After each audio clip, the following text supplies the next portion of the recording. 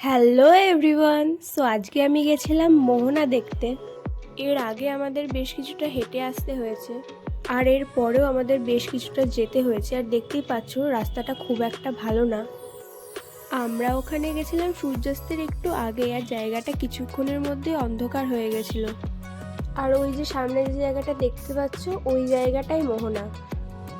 আর এখানে এত হাওয়া, আমার চুল এদিক ওদিক হয়ে যাচ্ছিল। আর এরপর আমরা চলে গেছিলাম শপিং করতে। আর এখান থেকে একটা আমরা মুক্ত শঙ্খ কিনেছি। আর এরপর চলে গেছিলাম একটা ব্যাগের দোকানে। তো এখান থেকে একটা পার্স আর কয়েকটা হ্যান্ডব্যাগ গিফট হিসেবে নিয়েছি। আর আমি নিজের জন্যও একটা হ্যান্ডব্যাগ নিয়ে নিয়েছি। আর তারপর গেছিলাম খাজা কিনতে। দোকানটার নাম ছিল কাকাতুয়া, আর এখানে একটা কাকাতুয়া পাখিও ছিল। এই মার্কেট থেকে আর কী কিনেছি সেটা তোমাদের সাথে নেক্সট মিনি ব্লগে শেয়ার করবো। ততক্ষণের জন্য টাটা, আর প্লিজ সাবস্ক্রাইব।